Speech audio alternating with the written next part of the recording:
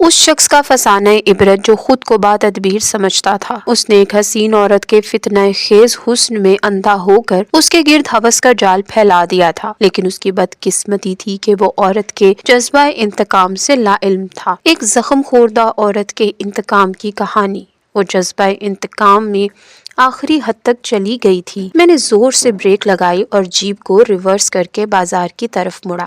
میرے پہنچنے تک کھیل ختم ہو چکا تھا۔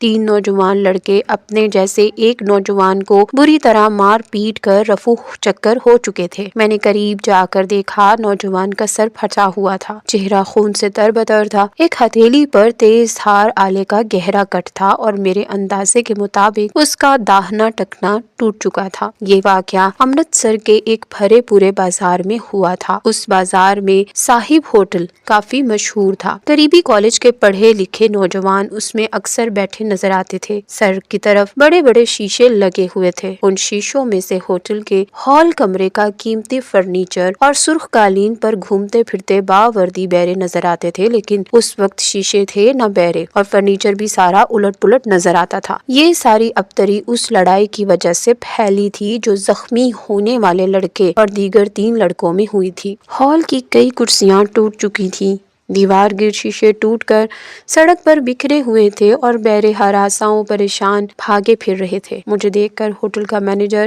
دہائی دینے لگا کہ اس کا ہزاروں کا نقصان ہو گیا ہے، وہ برباد ہو گیا ہے، وغیرہ وغیرہ۔ زخمی لڑکے کو فوراً ہسپتال پہنچانے کی ضرورت تھی۔ میں نے اسے گاڑی میں ڈالا اور 2 گواہوں کو ساتھ لے کر ہسپتال چلا گیا۔ اس لڑکے نے اپنا نام بسوا جیت بتایا اور یہ بھی بتایا کہ وہ سیٹھ کرشن کمار باڈی والے کا بیٹا ہے۔ باڈی والا ایک مشہور شخص تھا اور میں نے اس کا نام بھی سن رکھا تھا۔ ان دنوں امرتسر میں ڈگی والی چند ہی گاڑیاں تھیں اور ان میں ایک گاڑی باڈی والا کی بھی تھی۔ لڑکے کو فوراً ایمرجنسی میں پہنچایا گیا اور اس کے دیے ہوئے فون نمبر کے ذریعے اس کے گھر میں اطلاع کر دی گئی۔ تھوڑی ہی دیر بعد 6.25 فٹ قد کا اونچا لمبا سیٹھ اپنی بھاری بھرکم مونچھوں کے نیچے سے سگار کا دھواں نکالتا ہوا موقع پر پہنچ گیا۔ اس کی عمر 45 سال سے اوپر رہی ہوگی، لیکن اچھی صحت اور سوٹ بوٹ کی وجہ سے وہ 35 کے قریب نظر آ رہا تھا۔ ساتھ اس کی دھرم پتنی بھی تھی، وہ عمر میں اس سے چھوٹی تھی۔ اسے دیکھتے ہی اندازہ ہوتا تھا کہ سیٹھ نے زیادہ عمر میں شادی کی ہے یا یہ اس کی دوسری بیوی ہے۔ میاں بیوی کے چہرے پر ہوائیاں اڑ رہی تھیں۔ میں نے انہیں مختصر الفاظ میں صورتحال سے آگاہ کیا اور پھر ہدایت کی کہ ہسپتال سے فارغ ہو کر وہ دونوں تھانے آ جائیں تاکہ ان کے بچے سے مار پیٹ کرنے والوں کے خلاف پرچہ کاٹا جائے۔ یہ واقعہ میرے تھانے کے علاقے میں ہوا تھا، اس لیے ظاہر تھا کہ انہیں میرے ہی پاس آنا تھا۔ وہ لوگ قریباً 4 بجے شام میرے پاس آئے۔ باڈی والا کے ساتھ اس کا ایک رشتہ دار اور ایک ملازم بھی تھا۔ ملازم باہر تھانے کے احاطے میں بیٹھا رہا، باقی دونوں افراد بات کرنے کے لیے اندر میرے پاس کمرے میں آ گئے۔ باڈی والا کے آنے سے پہلے میرا مخبر خاص بلال شاہ مجھے باڈی والا کے پورے خاندانی حالات بتا چکا تھا۔ امرتسر کے تقریباً تمام اہم لوگوں کے بارے میں بلال شاہ کے پاس معلومات کا ذخیرہ موجود تھا۔ فلاں شخص کی کتنی جائیداد ہے، اس میں کتنے حصے دار ہیں، حصے داروں کی کتنی بیویاں ہیں، بیویوں کی کتنی اولادیں ہیں، کون سی اولاد کس اولاد سے خار کھاتی ہے، وغیرہ وغیرہ۔ اتفاق سے بلال شاہ باڈی والا کے بارے میں بھی کافی کچھ جانتا تھا۔ اس نے مجھے جو کچھ بتایا اس میں سے سب سے اہم بات یہ تھی کہ قریباً 1 سال پہلے باڈی والا کی بیٹی ہیما اپنے کسی آشنا کے ساتھ فرار ہو گئی تھی اور باڈی والا نے پریتم نامی ایک لڑکے اور اس کے گھر والوں کے خلاف ہیما کے اغوا کا کیس درج کرایا تھا۔ یہ واقعہ میرے اس تھانے میں آنے سے پہلے کا تھا۔ بلال شاہ نے قیافہ لگایا تھا کہ باڈی والا کے لڑکے سے ہونے والی مار پیٹ اسی واقعے کا شاخسانہ ہو سکتی ہے۔ بلال شاہ کا یہ قیافہ 100% درست نکلا۔ تنہائی ملتے ہی باڈی والا نے مجھ سے کہا، انسپکٹر نواز صاحب، اب اس بات کو کوئی 1 سال ہونے کو آیا ہے۔ میری بیٹی جس کی عمر ابھی صرف 17 سال 7 ماہ تھی، اغوا کر لی گئی۔ اغوا کرنے والا پریتم نامی نوجوان تھا۔ اس کے اور اس کے بے غیرت والدین کے بارے میں سب کچھ آپ کی فائل میں لکھا ہوگا۔ آج میرے بیٹے کو مار مار کر ادموا کرنے والے بھی وہی لوگ ہیں۔ انہوں نے اس پر چاقو سے وار کیے ہیں۔ یہ تو اس کی قسمت اچھی تھی کہ جان بچ گئی، ورنہ انہوں نے کوئی کسر نہیں چھوڑی تھی۔ آپ ابھی اور اسی وقت ان لوگوں پر 320 کا کیس درج کریں۔ باڈی والا بہت طیش میں نظر آتا تھا۔ ساتھ آنے والے رشتہ دار کا بھی یہی حال تھا۔ دونوں کی مونچھیں غصے سے پھڑک رہی تھیں۔ میں نے ان کو تسلی دیتے ہوئے کہا، آپ گھبرائیں نہیں، مجرم بچ نہیں سکیں گے، بس مجھے 2-3 گھنٹے دے دیں، سب کچھ سامنے آ جائے گا۔ باڈی والا پھنکارا، 2-3 گھنٹے ہم نے پورا سال دیا ہے آپ کو، اور نتیجہ کیا نکلا ہے؟ وہی رٹا رٹایا فکرہ، گھبرائیں نہیں، مجرم بچ نہیں سکیں گے۔ کیا وہ اب تک بچے نہیں ہوئے؟ باڈی والے کا لہجہ بڑا تلخ تھا۔ میں نے اپنا دھیما لہجہ برقرار رکھتے ہوئے کہا، میں کسی دوسرے کی ذمہ داری نہیں لے سکتا۔ آپ سے میری ملاقات صرف 3 گھنٹے پہلے ہوئی ہے اور آپ کے کیس کا پتہ مجھے صرف 1 گھنٹہ پہلے لگا ہے۔ میں آپ کو یقین دلاتا ہوں، جو کچھ میں کر سکوں گا ضرور کروں گا۔ باڈی والا کا رشتہ دار بولا، معاف کرنا، تم لوگ صرف باتیں کر سکتے ہو، اگر کچھ کیا ہوتا تم نے تو آج یہ دن نہ دیکھنا پڑتا ہم کو۔ ہم یہاں تم سے نہیں تمہارے ایس پی سے بات کرنے آئے ہیں۔ کہاں ہیں وہ؟ ان سے بات کرواؤ۔ میں نے کہا، بھائی جی تم اپنے لہجے کو قابو میں رکھو، میں ذرا اور طرح کا بندہ ہوں، عزت کرتا ہوں اور کرواتا ہوں۔ وہ ہتھے سے اکھڑنے لگا، بڑے دیکھے ہیں عزت کروانے والے اور کرنے والے، تم خواہ بات نہ بڑھاؤ۔ اسی دوران بلال شاہ بھی اندر ٹپک پڑا، اس کی تیوری چڑھی ہوئی تھی۔ باڈی والا کے ٹھاٹ باٹ اور اپنی خستہ حالی کی پرواہ کیے بغیر بولا، سیٹھ جی یہ انسپیکٹر صاحب نئے آئے ہیں یہاں، 1.5 مہینہ ہوا ہے بس، آپ ان کو نہیں جانتے، یہ جو کچھ کہہ رہے ہیں کر کے دکھائیں گے، آپ خواہ الزام دے رہے ہیں ان کو تو آپ کے کیس کی الف بے کا بھی پتہ نہ تھا۔ بلال شاہ کا لہجہ اور تیور دیکھ کر باڈی والا اور اس کے رشتہ دار کچھ نرم پڑ گئے۔ رہی سہی کسر ایک انسپیکٹر نے پوری کر دی۔ وہ اندر آیا اور بڑے احترام سے مجھ سے ملا۔ باڈی والا بھی اس انسپیکٹر کو جانتا تھا۔ انسپیکٹر نے اچھے لفظوں میں میرا تعارف کروایا اور باڈی والا سے آنے میں پوچھی گئی باتیں دوبارہ پوچھی۔ باڈی والا نے وہی باتیں کہیں جو اس سے پہلے مجھ سے کہہ چکا تھا۔ باڈی والا کی بیٹی والے کیس کا اس انسپیکٹر کو بھی پتا تھا۔ اس نے باڈی والا کو تسلی دیتے ہوئے کہا، آپ گھبرائیں مت جی، جو انسپیکٹر نواز صاحب کریں گے وہ ایس پی بھی نہیں کرے گا۔ آپ بالکل بے فکر ہو کر رپورٹ درج کروائیں اور اس بات پر وشواس رکھیں کہ مجرم بچ نہیں سکیں گے۔ باڈی والا کے بیان کے مطابق میں نے رپورٹ درج کر لی۔ باڈی والا نے اپنی رپورٹ میں پچھلے کیس کا حوالہ بھی دیا۔ اس نے بتایا، میری نابالغ بچی کو اغوا کرنے والا پریتم کمار نامی نوجوان ہے۔ اس کا والد ایک ریٹائرڈ کلرک ہے اور بہت خرانٹ شخص ہے۔ بیٹے کے جرم میں وہ برابر کا شریک رہا ہے۔ یہ لوگ ہمارے پڑوس میں کرائے دار تھے۔ ملزم پریتم کمار اکثر تاک جھانک میں مصروف رہتا تھا۔ آخر وہ نابالغ بچی کو ورگلا کر لے گیا۔ اس واقعے کو اب پورے 11 ماہ اور 10 دن بیت چکے ہیں۔ پولیس ابھی تک ملزم اور مغویہ کا کوئی کھوج نہیں لگا سکی۔ ملزم کے گھر والے اس سے لا تعلقی کا اظہار کرتے رہے ہیں، حالانکہ انہیں یقین تھا کہ ملزم پریتم کمار ان سے ملنے کے لیے چوری چھپے آتا رہتا ہے۔ ہم نے اس بارے میں ایس ایچ او کو آگاہ بھی کیا تھا مگر اس نے کوئی کارروائی نہیں کی۔ میرا بیٹا بسوا جیت دہلی کے کیڈٹ کالج میں پڑھتا ہے اور وہیں ہاسٹل میں رہتا ہے۔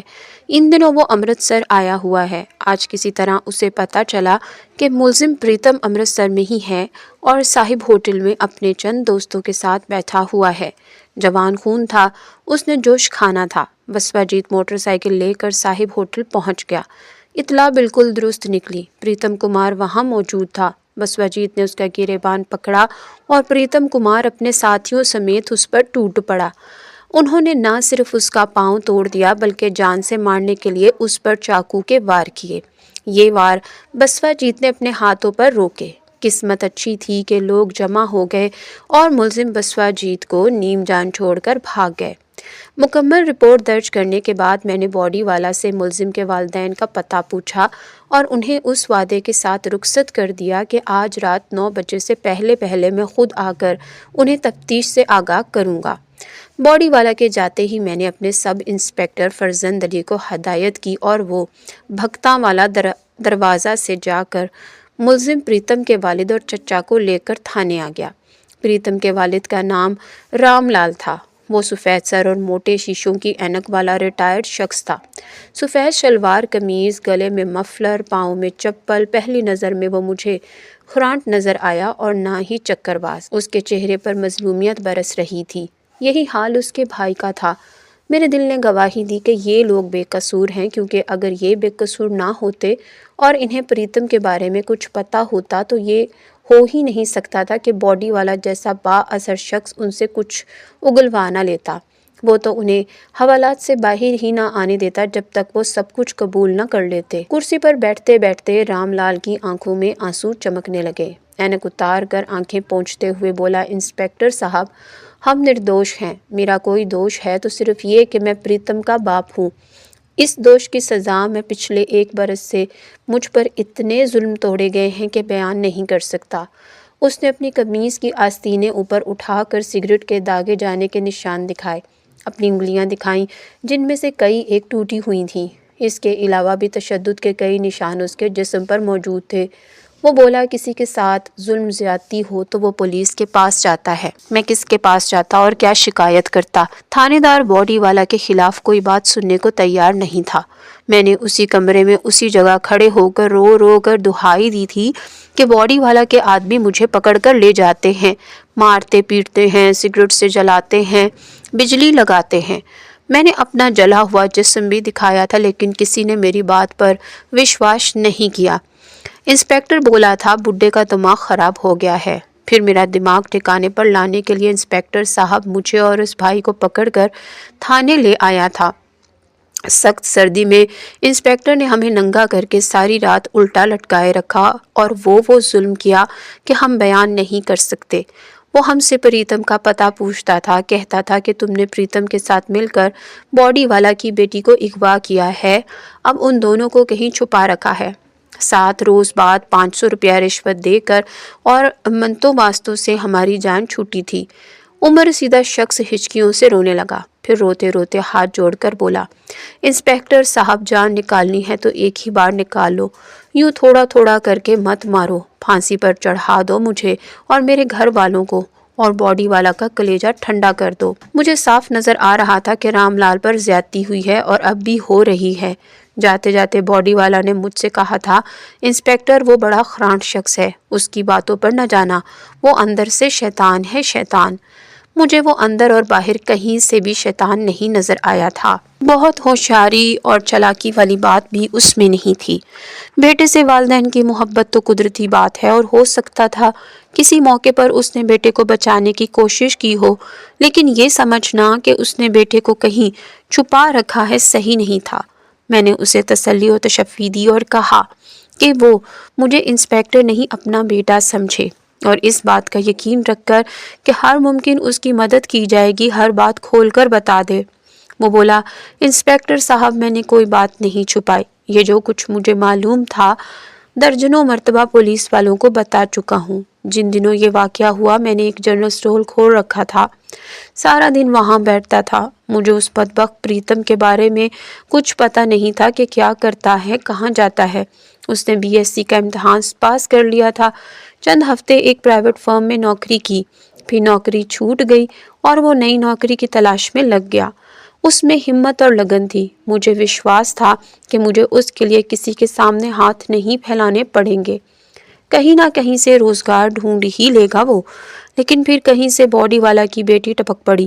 باڈی والا غلط کہتا ہے کہ وہ نابالغ تھی، وہ اپنے چھوٹے بھائی بسوا جیت سے صرف 1 برس چھوٹی تھی اور بسوا جیت نے 3 سال پہلے FSC کا امتحان دیا تھا۔ میرے خیال میں ہیما کی عمر 20 سال سے کم نہیں تھی۔ باڈی والا کی اولاد میں وہ سب سے تیز ترار لڑکی ہے۔ معلوم نہیں اس نے پریتم پر کیا جادو کیا کہ وہ سب کچھ بھول بھال کر اس کے چکر میں پڑ گیا۔ ہمیں تو اس وقت پتہ چلا جب وہ دونوں گھر سے غائب ہو چکے تھے۔ ان کے غائب ہوتے ہی باڈی والا نے اور انسپکٹر جانی نے ہم پر مصیبتوں کے پہاڑ توڑ دیے، اور تو اور میری بیوی تک کو نہیں بخشا گیا۔ انسپکٹر جانی نے پورے 48 گھنٹے اسے بھوکا پیاسا تھانے میں بٹھائے رکھا اور ٹھوکریں مار مار کر اس کی ٹانگیں نیلی کر دی۔ رام لال نے اینک اتار کر ایک بار پھر آنسو پونچھے اور بولا، میں بھگوان کی سوگند کھاتا ہوں انسپکٹر، پچھلے 1 برس میں مجھے پریتم کا صرف ایک خط ملا ہے۔ یہ اس کے جانے کے 1 مہینے بعد کی بات ہے۔ اس وقت ہم نے ابھی ایشور کالونی والا مکان بدلا نہیں تھا۔ خط اسی مکان کے پتے پر تھا۔ خط میں پریتم نے ماں کا حال پوچھا تھا اور اپنی خیر خیریت سے آگاہ کیا تھا۔ اس خط پر جلندر کی مہر لگی ہوئی تھی، اس کے علاوہ کوئی نام پتہ اس پر موجود نہیں تھا۔ یہ خط انسپکٹر جانی نے کیس کی فائل میں لگا لیا تھا۔ میرے خیال میں اب بھی لگا ہوا ہوگا۔ میں نے فائل نکلوا کر دیکھی، اس میں 10 ماہ پہلے لکھا ہوا وہ خط موجود تھا۔ ضروری پوچھ گچھ کے بعد میں نے رام لال اور اس کے بھائی کو واپس بھیج دیا اور انہیں ہدایت کی کہ وہ امرتسر سے باہر نہ جائیں۔ رام لال بہت پریشان نظر آ رہا تھا۔ میں نے اس کی تسلی کے لیے کہا کہ اگر باڈی والا کی طرف سے اس پر کسی قسم کی زیادتی ہو تو وہ مجھے اطلاع پہنچاتے، میں فوراً سد باب کروں گا۔ اگلے روز میں نے زخمی بسوا جیت کے علاوہ ہوٹل مینیجر کرم سنگھ کا تفصیلی بیان بھی لیا۔ کرم سنگھ نے بتایا کہ جن نوجوانوں نے باڈی والا کے بیٹے سے جھگڑا کیا تھا وہ اکثر ہوٹل میں آتے رہتے تھے۔ ان کے پاس نیلے رنگ کی ایک اسکواڈو کار تھی، کبھی موٹر سائیکلوں پر بھی آ جاتے تھے، عام طور پر وہ پیدل ہی آتے تھے۔ کرم سنگھ نے کہا کہ ہوٹل میں بیٹھ کر چائے وغیرہ پینے والوں کے نام پتے انہیں معلوم نہیں ہوتے۔ ایسے گاہک کتنے بھی پرانے ہوں اکثر ہوٹل یا ریسٹورنٹ والوں کے لیے اجنبی ہی رہتے ہیں۔ کرم سنگھ صرف ایک لڑکے کا نام بتا سکا، وہ ان میں سب سے لمبا اور صحت مند تھا۔ اسے دوسرے لڑکے سونی کہتے تھے۔ بسوا جیت کو مارنے والوں میں یہ لمبا لڑکا سب سے آگے تھا اور اسی نے شیشم کی وزنی کرسی مار کر بسوا جیت کا ٹخنا توڑا تھا۔ کرم سنگھ نے بتایا کہ لڑائی ایک دم شروع ہو گئی تھی۔ بسوا جیت ہال کمرے میں آ کر سیدھا لڑکوں والی میز پر گیا۔ اس نے پیلے جرسی والے ایک لڑکے کو گریبان سے پکڑ کر اپنی طرف کھینچا اور اس کے ساتھ ہی مارا ماری شروع ہو گئی۔ بسوا جیت دلیر لڑکا ہے، اس نے شروع میں تینوں لڑکوں کو اچھی خاصی چوٹیں لگائیں، لیکن پھر ایک لڑکے نے چاقو نکال لیا، دوسرے نے اس کی گردن پر پیچھے سے مکہ مارا اور وہ گر گیا۔ اس کے بعد وہ سارے اسے پیٹنے لگے۔ میں نے مینیجر کرم سنگھ سے پوچھا، پیلی جرسی والا دوبارہ تمہارے سامنے آئے تو اسے پہچان لوگے؟ وہ بولا، کیوں نہیں جناب، میں نے اسے درجنوں مرتبہ دیکھا ہے۔ میں نے جیب سے پریتم کی تصویر نکال کر اسے دکھائی۔ یہ تصویر میں نے فائل سے حاصل کی تھی۔ تصویر دیکھ کر کرم سنگھ فوراً اقرار میں سر ہلانے لگا۔ اس نے کہا، بالکل جناب، یہی وہ لڑکا ہے۔ میں نے کہا، تم نے بتایا ہے کہ یہ لڑکے کبھی کبھی کار یا موٹر سائیکلوں پر بھی آتے تھے، کسی گاڑی کا نمبر یاد ہے تمہیں؟ وہ بولا، میں پھر وہی بات کہوں گا جناب، ہمیں کبھی ایسی ضرورت ہی محسوس نہیں ہوئی کہ ان کے نام پتے پوچھیں یا گاڑی کا نمبر نوٹ کریں۔ ہاں، آئندہ کے لیے یہ وعدہ ہے کہ ان میں سے کسی پر کہیں بھی نظر پڑی فوراً آپ کو اطلاع پہنچائیں گے۔ میں نے مینیجر سے پوچھا، تمہارے نقصان کا کیا بنا؟ وہ بولا، بھگوان کی کرپا سے سب پورا ہو گیا ہے جی، باڑی والا نے حساب کر کے سب ادا کر دیا ہے۔ مینیجر سے فارغ ہو کر میں ہسپتال پہنچا تاکہ بسوا جیت کا تفصیلی بیان لے سکوں۔ بسوا جیت اب ہوش میں تھا۔ وہ کثرتی جسم والا ایک گورا چٹا لڑکا تھا۔ بلال شاہ نے بتایا تھا کہ یہ ہیما بسوا جیت اور اس کی چھوٹی بہن نینی باڑی والا کی پہلی بیوی سے ہے۔ وہ بیوی طلاق حاصل کر چکی ہے اور ان دنوں جلندھر میں رہتی ہے۔ باڑی والا نے دوسری شادی کی تھی۔ اس دوسری بیوی کا تعلق چندی گڑھ کے ایک غریب گھرانے سے تھا۔ اس شادی کو اب 4 سال ہو چکے تھے لیکن اولاد نہیں ہوئی تھی۔ بسوا جیت نے اپنے بستر پر لیٹے لیٹے مجھے طویل بیان دیا۔ لڑائی کے متعلق تمام باتیں وہی تھیں جو اس سے پہلے مینیجر کرم سنگھ بتا چکا تھا۔ بسوا جیت نے شروع میں تو چھپایا تھا لیکن اب بتا دیا کہ پریتم کے بارے میں اطلاع اسے اپنی چھوٹی ماں کے ذریعے ملی تھی۔ وہ چھوٹی ماں کو آپو کہتا تھا۔ کہنے لگا، آپو ملازمہ کے ساتھ شاپنگ کے لیے نکلی ہوئی تھیں۔ لنچ کا وقت گزر رہا تھا، اس لیے انہوں نے سوچا کہ پکا پکایا کھانا لے جائیں۔ صاحب ہوٹل کے سامنے انہوں نے گاڑی رکوائی اور بنگالی ڈرائیور کو کھانا لانے کے لیے بھیجا۔ اسی دوران ان کی نظر شیشوں کے دوسری طرف پریتم پر پڑ گئی۔ وہ دوستوں کے ساتھ گپ بازی کر رہا تھا۔ آپو فوراً گھر پہنچی اور مجھے بتایا کہ رام لال کا لڑکا صاحب ہوٹل میں بیٹھا ہوا ہے۔ میرا خون کھول اٹھا اور میں موٹر سائیکل پکڑ کر سیدھا صاحب ہوٹل پہنچ گیا۔ میں نے کہا، دماغ گرم کرنے سے تمہیں کیا فائدہ ہوا؟ اگر تم خود ہلہ بولنے کی بجائے تھانے کی طرف سے ہوتے ہوئے گزر جاتے تو اس وقت وہ بدماش سلاخوں کے پیچھے ہوتا یا نہیں؟ بسوا جیت سر جھکائے خاموش بیٹھا رہا۔ یقیناً اب اسے بھی غلطی کا احساس ہو رہا تھا۔ میں نے اس سے چند مزید سوال جواب کیے اور پھر اس کی مصروفیات کے بارے میں پوچھ کر تھانے واپس آ گیا۔ میں نے سارے شہر کی پولیس کو چوکس کر دیا تھا۔ مخبروں کو بھی پریتم کی تصویر دکھا دی گئی تھی۔ اب امید تو نہیں تھی کہ ان لڑکوں میں سے کوئی صاحب ہوٹل کا رخ کرے گا۔ پھر بھی میں نے سادہ کپڑوں میں ایک کانسٹیبل وہاں مقرر کر دیا۔ 2-3 ہفتے سرگرمی سے ملازمان کی تلاش جاری رہی لیکن کامیابی نہیں ہوئی۔ یوں لگتا تھا کہ پریتم اس شہر میں رہتا ہی نہیں، شاید وہ دوستوں سے ملنے آیا تھا اور مل کر واپس چلا گیا تھا۔ اس نے اپنے گھر میں جو واحد خط لکھا وہ جلندر سے تھا۔ میں نے کیس کی فائل دیکھی، انسپیکٹر جانی نے اس لائن پر کافی تفتیش کی تھی۔ جلندر شہر سے اس نے 2-3 آدمی بھی پکڑے تھے مگر کوئی کلیو نہیں ملا تھا۔ بعد ازاں ہوشیار پور سے پریتم کے ایک دوست کو پکڑا گیا تھا، بعد میں اس کا جسمانی ریمانڈ بھی لیا گیا مگر یہ محنت بھی کارگر نہیں ہوئی تھی۔ میں نے بھی مختلف طریقوں سے تفتیش جاری رکھی، گاہے بگاہے رام لال سے بھی ملاقات کرتا رہا۔ اسی طرح 3-4 ماہ گزر گئے، کوئی ایسی پیش رفت نہیں ہوئی جسے کامیابی قرار دیا جا سکے۔ اگست کی آخری تاریخوں میں مجھے ایک نجی کام کے سلسلے میں سیالکوٹ جانا پڑا۔ 15-20 روز بعد واپسی ہوئی۔ اس روز میں پہلی مرتبہ تھانے آیا تھا جب صبح سویرے مجھے بلال شاہ نے ایک دھماکہ خیز خبر سنائی۔ وہ حسب عادت طوفانی بگولے کی طرح کمرے میں داخل ہوا، دہلیز پر ٹھوکر کھائی اور گرتے گرتے بچا۔ خان صاحب، وہ باڈی والا کا بیٹا تھا نا، بسوا جیت؟ میں نے کہا ہاں تھا، کیا ہوا اسے؟ وہ قتل ہو گیا جناب، ابھی تھوڑی دیر پہلے گشتی پارٹی کے حوالدار اور احمد رضا نے اطلاع دی ہے۔ وہ نہر کے کنارے کنارے گاڑی چلاتا جلندر روڈ کی طرف جا رہا تھا، چھوٹے پل کے پاس کسی نے اسے گولی مار دی۔ گاڑی سڑک سے اتر کر درخت میں لگی ہے اور وہ وہیں کھڑی ہے۔ حوالدار نے بتایا ہے کہ لاش بھی اندر ہی موجود ہے۔ یہ ایک دردناک اطلاع تھی۔ بسوا جیت کا ورزشی جسم اور سرخ و سفید چہرہ میری نگاہوں میں آیا اور مجھے اس کی موت کی اطلاع جھوٹی محسوس ہونے لگی۔ میں نے بلال شاہ سے کہا کہیں احمد رضا کو دھوکہ تو نہیں ہوا؟ وہ بولا نہیں خان صاحب، بڑا کھڑکنہ ہے احمد رضا، اس نے بڑی اچھی طرح سے پہچانا ہے اور باڈی والا کی گاڑی کا نمبر بھی درج کرایا ہے۔ اسی دوران میرا سب انسپیکٹر فرزند علی بھی اندر آ گیا۔ اس نے بتایا کہ بلال شاہ کی اطلاع درست ہے، مشکل سے 7:30 بجے ہوں گے، ابھی سڑکوں پر رش شروع نہیں ہوا تھا۔ ہم جیپ پر سوار ہو کر بڑی سڑک پر آئے اور کمپنی باغ کے سامنے سے گزر کر 10 منٹ کے اندر جائے واردات پر پہنچ گئے۔ نہر کے کنارے پر سڑک اتنی مصروف نہیں تھی، پھر بھی 30-40 افراد موقع پر اکٹھے ہو چکے تھے۔ کچھ سائیکلیں، موٹر سائیکلیں اور گاڑیاں بھی ادھر ادھر کھڑی تھیں۔ میں نے باڈی والا کی ڈگی والی گاڑی دور ہی سے پہچان لی۔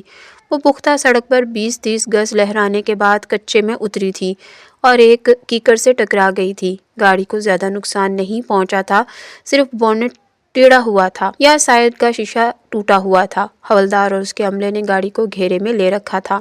ہم موقع پر پہنچے تو بسوا جیت کی لاش فرنٹ سیٹ پر پڑی نظر آئی۔ وہ اپنے بائیں پہلو پر لڑکھا ہوا تھا، گولی اس کے سر میں کان سے ذرا اوپر لگی تھی اور زخم سے نکلنے والا خون اس کے کپڑوں اور سیٹ پر پھیلا ہوا تھا۔ یہ ایک تکلیف دہ منظر تھا۔ 4-4.5 ماہ پہلے میں نے اسی نوجوان کو شدید زخمی حالت میں صاحب ہوٹل کے فرش پر پڑے پایا تھا اور آج وہ مردہ حالت میں گاڑی کی نشست پر پڑا تھا۔ ان 4.5 مہینوں میں اس کے پہلے زخم مندمل ہو چکے تھے، لیکن آج جو زخم لگا تھا وہ کبھی مندمل نہیں ہونا تھا۔ اس قتل کے سلسلے میں دھیان فوری طور پر انہی لڑکوں کی طرف جاتا تھا جن سے وہ بسوا جیت کی جنگ ہوئی تھی اور جن کو وہ اب بھی امرتسر کے گلی کوچوں میں ڈھونڈتا پھرتا تھا۔ وہ اس کی عزت کے قاتل تھے اور آج اس کے قاتل بھی بن گئے تھے۔ میں نے بڑے دھیان سے جائے وقوعہ کا معائنہ کیا۔ موقع پر موجود عملے کا خیال تھا کہ مقتول کو سڑک کے کنارے سے گولی ماری گئی ہے۔ میرا خیال مختلف تھا۔ اس کی ایک وجہ تو زخم کا زاویہ تھا، محسوس ہوتا تھا کہ گولی بلندی سے کافی قریب سے چلائی گئی ہے۔ دوسرے، مجھے گاڑی کے اندر بھی جدوجہد کے معمولی سے آثار نظر آ رہے تھے۔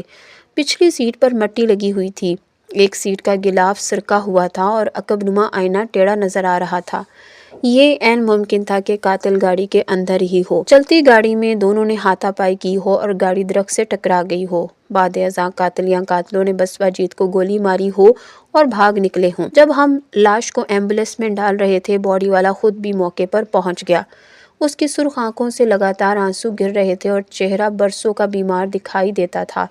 2 آدمیوں نے اسے دائیں بائیں سے سہارا دے رکھا تھا۔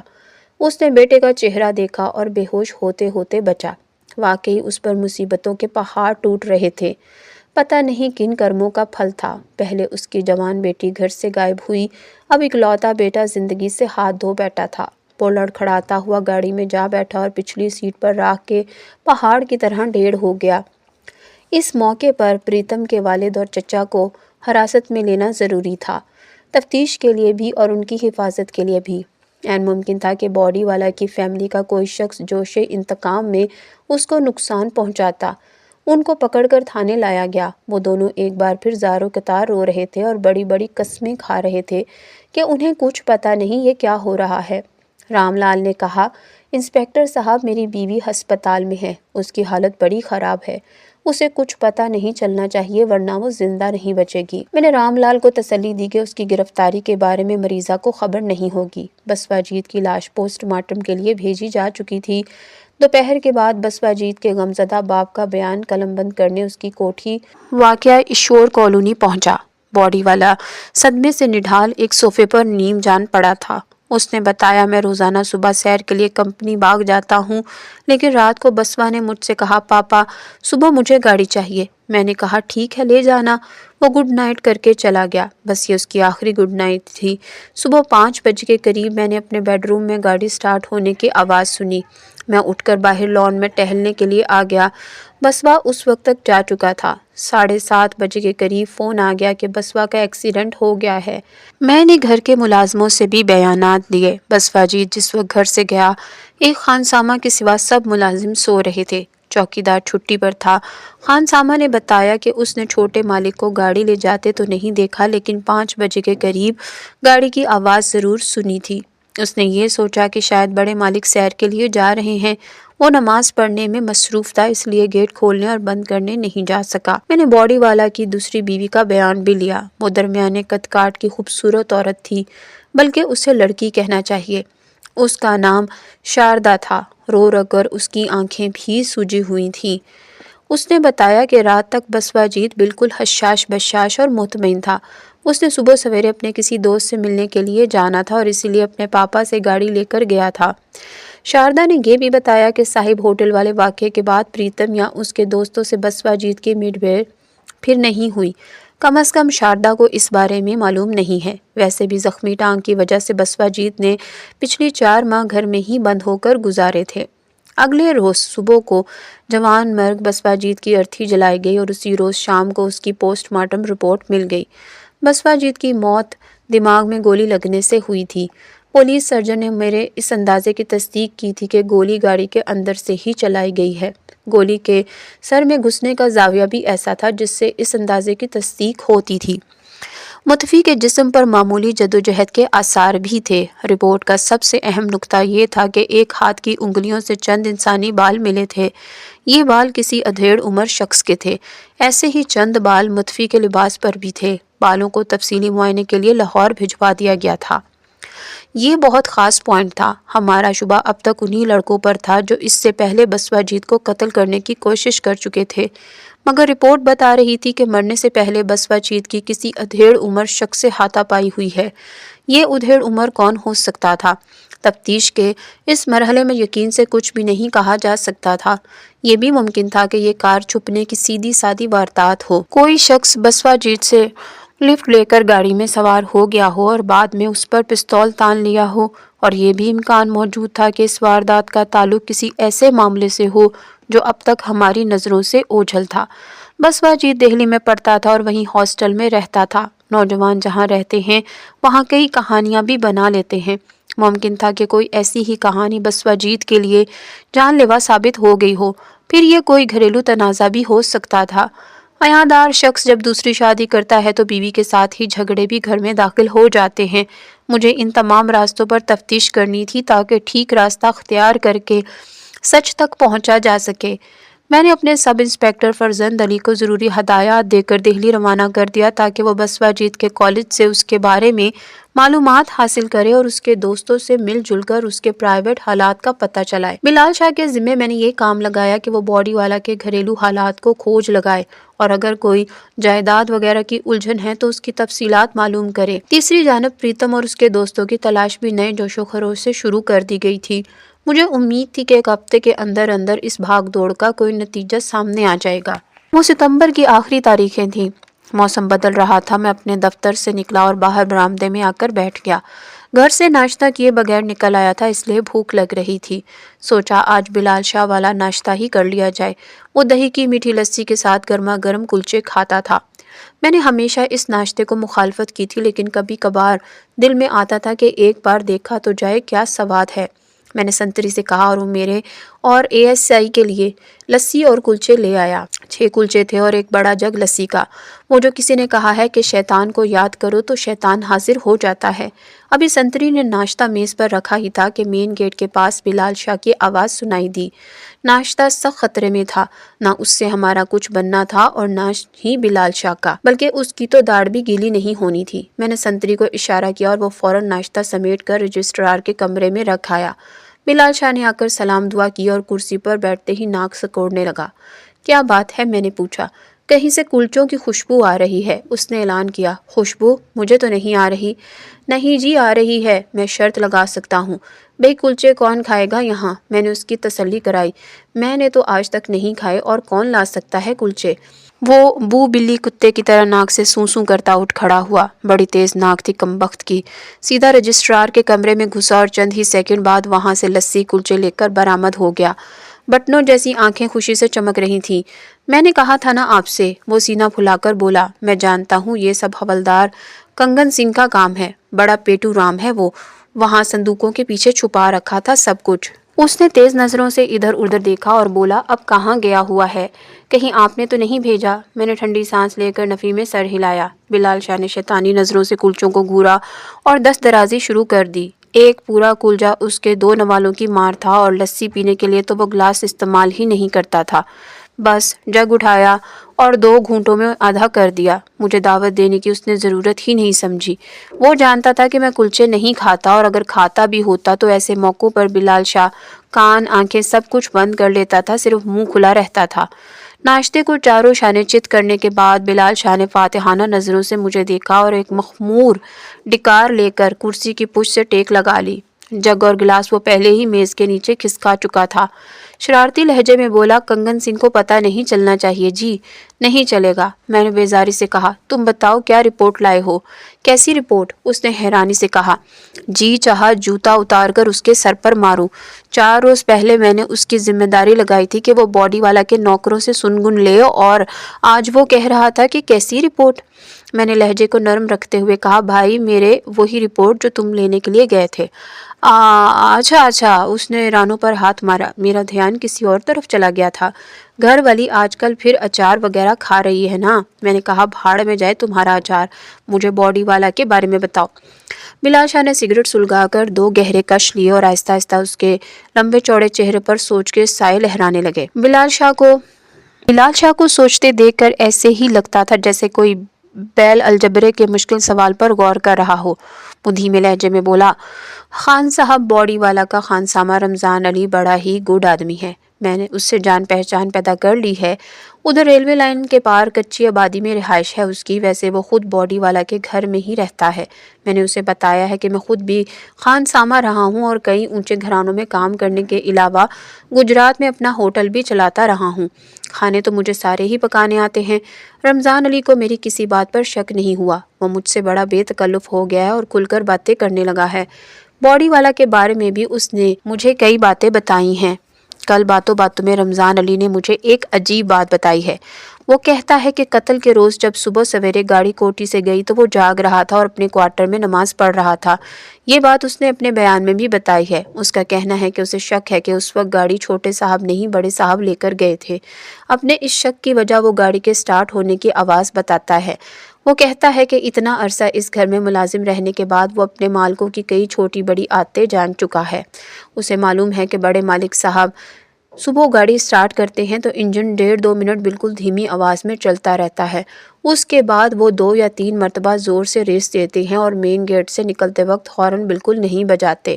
لیکن جب چھوٹے صاحب صبح کے وقت گاڑی نکالتے ہیں تو سٹارٹ کرتے ہی فوراً زور زور سے ریس دیتے ہیں اور 1 منٹ کے اندر گیٹ سے نکل جاتے ہیں۔ اکثر وہ مین گیٹ سے نکلتے ہوئے ہارن بھی بجاتے ہیں۔ اس روز نماز پڑھتے ہوئے رمضان علی نے جو آوازیں سنی ان سے اسے شک ہوتا ہے کہ 22 ستمبر کی صبح 5 بجے کوٹھی سے گاڑی نکالنے والے چھوٹے صاحب نہیں بڑے صاحب تھے۔ یہاں تک بتا کر بلال شاہ نے میرے پیکٹ سے نیا سگریٹ نکالا اور اسے سلگا کر بولا، رمضان علی نماز پڑھنے کے بعد پوچھ میں آیا تھا۔ گاڑی جا چکی تھی۔ ناشتہ 8 بجے کے بعد تیار ہونا تھا، اس لیے وہ اپنے کوارٹر میں آ کر تھوڑی دیر کے لیے سو گیا۔ دوبارہ اس کی آنکھ رونے چلانے کی آوازوں سے کھلی۔ ایک ملازم نے اسے روتے ہوئے بتایا کہ چھوٹے صاحب کا ایکسیڈنٹ ہو گیا ہے۔ رمضان علی کا تازہ بیان اہم تھا۔ یہ بیان اس نے پولیس کے سامنے نہیں دیا تھا، ایک ایسے شخص کے سامنے دیا تھا جسے وہ اپنا ہم پیشہ اور دوست سمجھ رہا تھا۔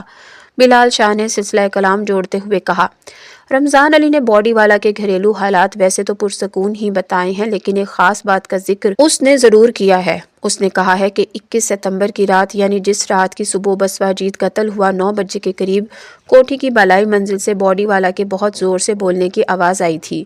یوں لگتا تھا وہ کسی پر بڑے زور سے گرجے ہوں۔ اس کے بعد ایک دم خاموشی چھا گئی تھی۔ رمضان علی اس وقت باورچی خانہ سنبھال رہا تھا۔ باورچی خانہ سنبھال کر اس نے اپنے ایک ملازم سے پوچھا تھا کہ کیا اس نے بھی بڑے صاحب کی آواز سنی ہے۔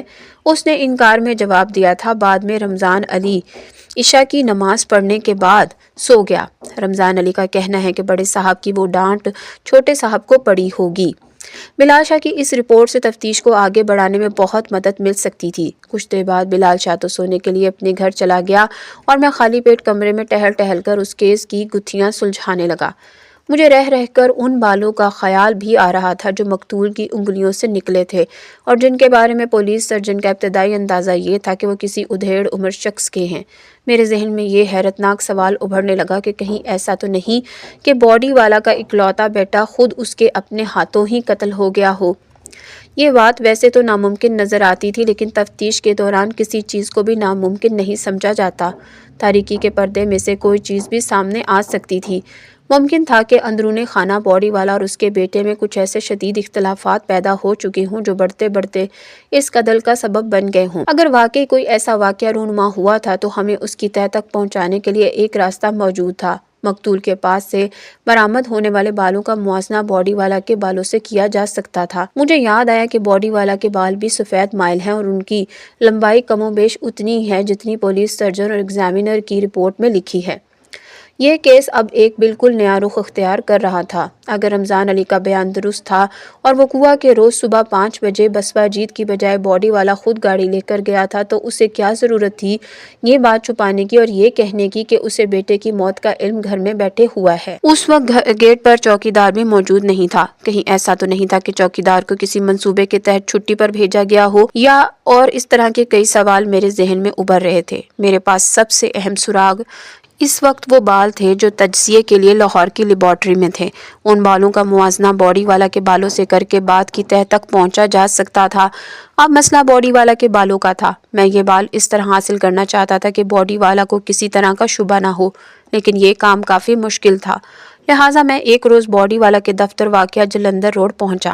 باڈی والا دراصل بسوں، ٹرکوں وغیرہ کے ڈھانچے بنانے کا کام کرتا تھا۔ مضافاتی علاقے میں اس کی ایک وسیع و عریض فیکٹری تھی، اسی حوالے سے اس کا نام باڈی والا پڑا تھا۔ میں نے اس کی خوبصورت دفتر میں اس سے ملاقات کی۔ وہ بے حد غمگین نظر آتا تھا، غالباً شراب نوشی بھی کر رہا تھا۔ آنکھوں کے گرد سیاہ حلقے اور چہرے پر جھریاں تھیں۔ پچھلے 6-7 روز میں وہ اپنی عمر سے 8-10 سال بڑا لگ رہا تھا، یعنی پورا حساب لگایا جاتا تو بیٹے کی موت نے اسے چند دنوں میں ہی 20 سال آگے پھینک دیا تھا۔ نہ اس میں پہلے والی تنفن نظر آ رہی تھی اور نہ ہی آواز میں کرارا پن۔ کیا بات ہے انسپکٹر؟ وہ مجھے دیکھ کر ہونٹوں پر زبان پھیرتے ہوئے بولا۔ میں نے اپنا مدعا بیان کیا تو وہ چونک گیا۔ کیوں؟ کیا کرنے ہیں میرے بال؟ میں نے بات بناتے ہوئے کہا، ایگزامینر کو ضرورت تھی۔ وہ کہتا ہے کہ مقتول کے بالوں کا موازنہ اس کے والد یا والدہ کے بالوں سے کرنا ہے۔ ہوگا اس کا کوئی مسئلہ، یہ لوگ ایسی ہی فرمائشیں کرتے رہتے ہیں۔ باڈی والا نے نکتہ اٹھایا، لیکن پوسٹ مارٹم رپورٹ تو مکمل ہو کر آ چکی ہے۔ میں نے کہا، مقتول کے بالوں کے کچھ گچھے مزید معائنے کے لیے بھیجے گئے ہیں۔ میری باتوں سے باڈی والا کو پوری تسلی تو نہیں ہوئی، بہرحال اس نے چھوٹی کینچی منگوا کر اپنے بالوں کی 2 لٹیں مجھے کاٹ کر دی۔ اسی روز میں نے یہ بال اپنے انسپکٹر فرزند علی کے ہاتھ لاہور بھجوا دیے اور شدت سے رپورٹ کا انتظار کرنے لگا۔ اگلے روز مجھے تھانے کے پتے پر ایک گمنام خط ملا۔ ایسے خط اکثر تھانوں میں آتے رہتے ہیں۔ لوگ اپنا نام چھپا کر مخبری کرتے ہیں اور ایک دوسرے کے خلاف دشمنیاں چکاتے ہیں۔ کبھی کبھی ان خطوں کے ذریعے کی جانے والی مخبری ہمارے لیے بڑی فائدہ مند ثابت ہوتی ہے۔ میں نے لفافہ کھولا۔ یہ کاپی سائز کے 2 صفحوں کا خط تھا۔ تحریر سے اندازہ ہوتا تھا کہ لکھنے والا تعلیم یافتہ ہے۔ خط کا مضمون کچھ یوں تھا: इंस्पेक्टर नवाज खान साहब, अखबारी खबरों से मुझे पता चला है कि आप बॉडी वाला के बेटे के कत्ल की तफ्तीश कर रहे हैं। मुझे इस मामले में कोई ख़ास दिलचस्पी नहीं, लेकिन एक कानून पसंद शहरी होने की बिना पर अपना फ़र्ज़ समझता हूँ कि इस केस के हवाले से मेरे पास कोई इत्तला हो तो आपको पहुँचाऊँ। मैं पुलिस के कचहरी के चक्कर में नहीं पड़ना चाहता, इसलिए इस ख़त का सहारा ले रहा हूँ। जो इत्तला मैं आपको दे रहा हूँ, ये किसी लालच या खौफ की वजह से नहीं दे रहा। आगे आपकी मर्ज़ी कि इस पर यकीन करें या ना करें। बॉडी वाला के बेटे बसवाजीत का कत्ल 22 सितंबर को हुआ। 21 सितंबर को रात 9-10 बजे मैं ईश्वर कॉलोनी के मार्केट वाले गोल चक्कर में मौजूद था। आपने ये गोल चक्कर देखा ही होगा। यहाँ ग्राउंड बनी है और पौधे वगैरह लगे हैं। लोग रात गए तक यहाँ बैठे रहते हैं और कई सोए भी रहते हैं। यहाँ 1-2 तेल मालिश वाले भी घूमते रहते हैं। उस रात मैं भी एक मालशिए से मालिश करा रहा था। अचानक मेरी नज़र बॉडी वाला के बेटे बसवाजीत पर पड़ी।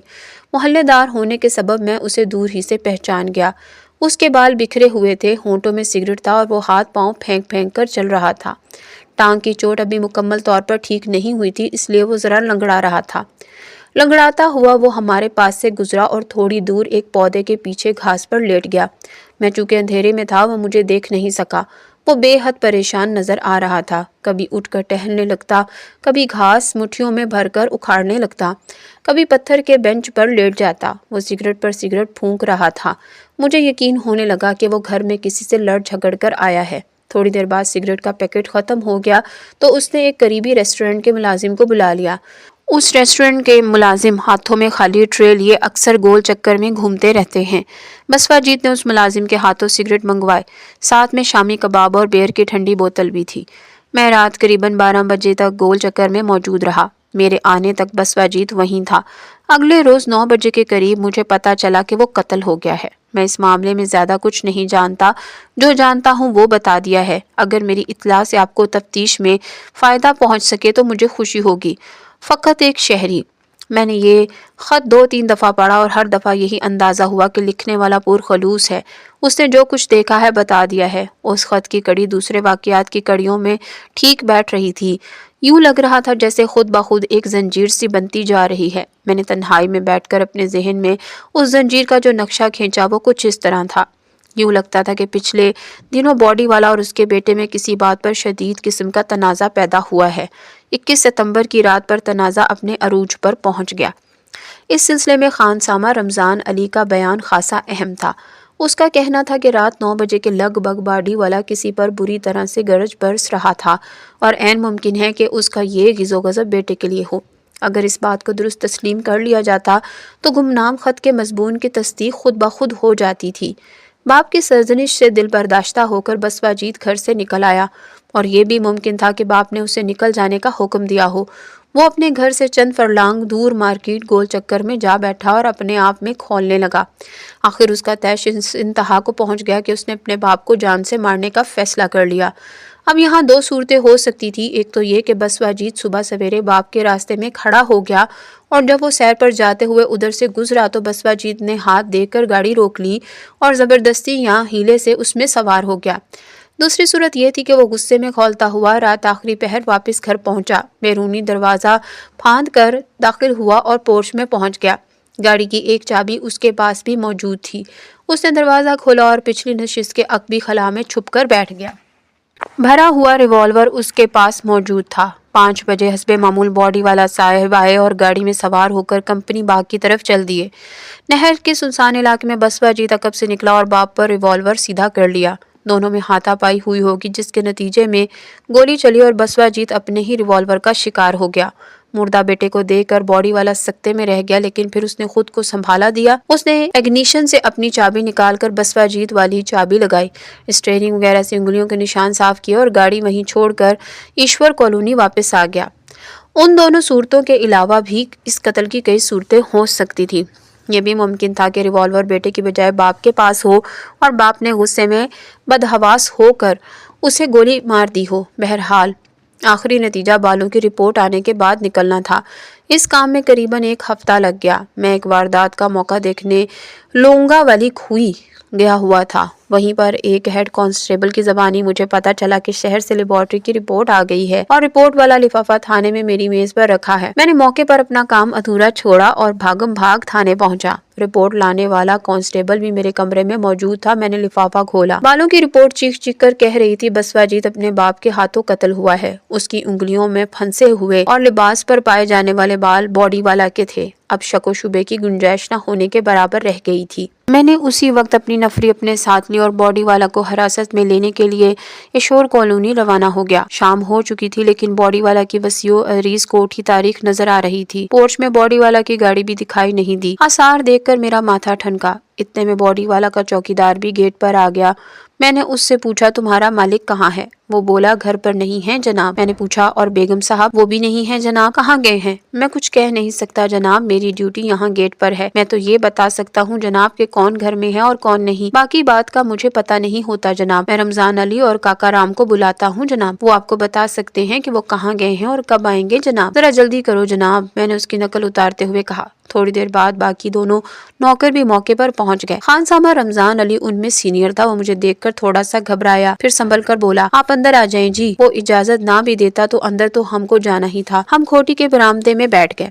میں نے پوچھا ہاں بھائی رمضان علی، کہاں ہیں تمہارے صاحب اور تمہاری بیگم صاحبہ؟ وہ روحان سا ہو کر بولا ہمیں تو کچھ سمجھ نہیں آ رہی جی، پتہ نہیں اس گھر پر کیا گزر رہی ہے اور کیا گزرنے والی ہے، ہر کام یہاں الٹا ہو رہا ہے۔ میں نے ابھی مالک کے چھوٹے بھائی صاحب کو فون کیا، وہ ابھی آتے ہیں تو ان سے کہتے ہیں کہ جی اپنا گھر سنبھالیں اور ہمیں چھٹی عنایت فرمائیں، ہمیں تنخواہ کے علاوہ اور کیا لینا دینا ہے، خواہ تھانے کچہری کے چکروں میں پھنس رہے ہیں۔ کیوں کیا بات ہوئی ہے؟ میں نے پوچھا اتنے مایوس کیوں نظر آ رہے ہو؟ وہ بولا مایوس نہیں جی، ڈر رہے ہیں، پتہ نہیں کیا ہو رہا ہے اس گھر میں۔ کل رات 11 بجے یا 12 بجے بیگم صاحبہ ایک چھوٹا سا ٹیچی کیس لے کر گھر سے نکلی اور پیدل ہی مارکیٹ چوک کی طرف نکل گئی۔ ہم حیران تھے کہ یہ کیا وقت ہے گھر سے نکلنے کا اور وہ بھی تنہا بغیر سواری کے، مگر ملازم پیشہ ہیں، نہ بیگم صاحبہ کو روک سکتے تھے اور نہ ہی ان کے جانے پر اعتراض کر سکتے تھے۔ صبح بڑے مالک نے پوچھا کہ مالکن کہاں ہیں؟ ہم نے بتایا کہ وہ رات کو چلی گئی تھی۔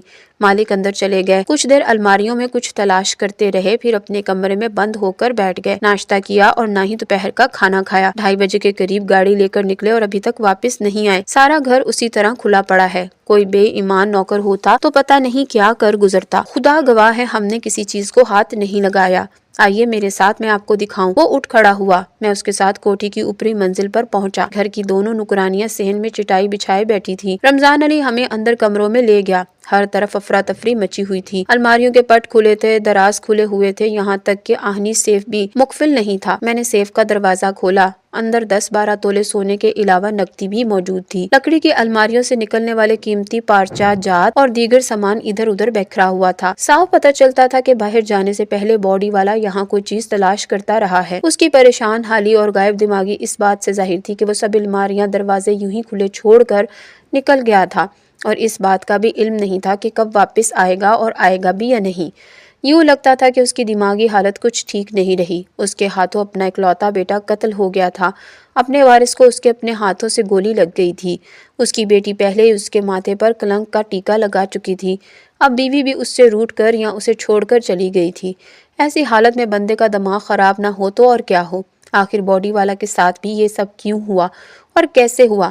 مجھے اس کے پیچھے کوئی گہرا راز نظر آ رہا تھا۔ دن ہوا اور پھر اگلی رات آ گئی۔ باڈی والا گھر واپس آیا، نہ اس کی بیوی۔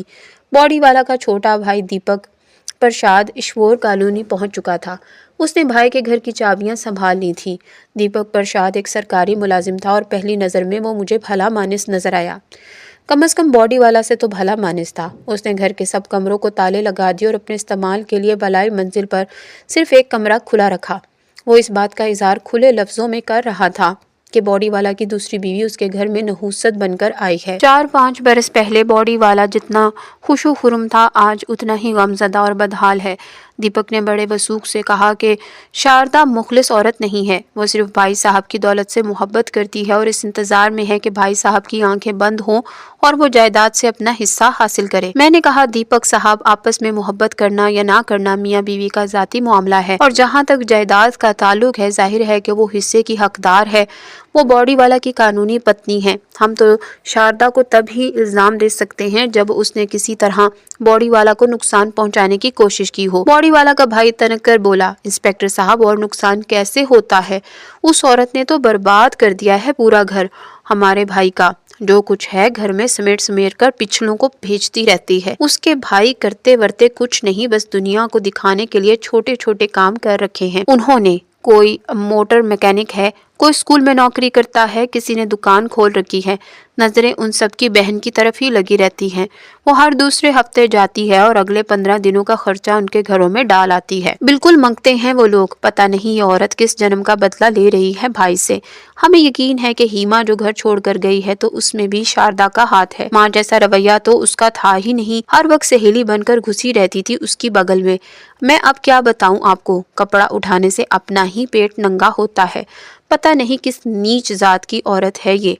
मुझे यकीन है कि उसे हीमा और उस हरामी प्रीतम के मेल जोल का पता था, बल्कि हो सकता है ये विचोली बनकर उनकी मुलाकातें भी कराती रही हो। हमारे भाई साहब की तो बस आंखें ही बंद है, शारदा के सिवा कुछ नजर ही नहीं आता उन्हें, और अब सब कुछ लुटाकर भी अंधे बने हुए थे। मैंने पूछा, और बसवाजीत के कत्ल के बारे में क्या ख्याल है तुम्हारा? वो बोला, ये भी हीमा वाले किस्से का शाखसाना है। कमबख्त ने बर्बाद कर दिया है सारे घराने को। ना हीमा घर से जाती, ना गैरतमंद भाई का खून खौलता, और ना वो उन लड़कों की तलाश करता करता उनके हाथों मारा जाता। मैंने दीपक में की आंखों में देखते हुए कहा, अगर मैं ये कहूँ कि बसवाजीत प्रीतम वगैरह के हाथों नहीं मारा गया तो किसके हाथों मारा गया? किसी के हाथों भी ये काम हो सकता था, मसलन खुद बॉडी वाला। दीपक का चेहरा हैरत में डूब गया। ये क्या कह रहे हैं आप? ये कैसे हो सकता है? बसवाजीत भाई साहब का इकलौता बेटा था, उनका वाहिद वारिस, वो उसे कैसे मार सकते हैं? मैंने कहा, तुम कुछ ज्यादा परेशान हो गए हो। मैंने तो एक मफरूजा पेश किया था। तफ्तीश में ऐसे मफरूजे घड़ने ही पड़ते हैं। वैसे एक बात बताओ, तुम बॉडी वाला के सबसे करीबी अजीज हो, जाहिर है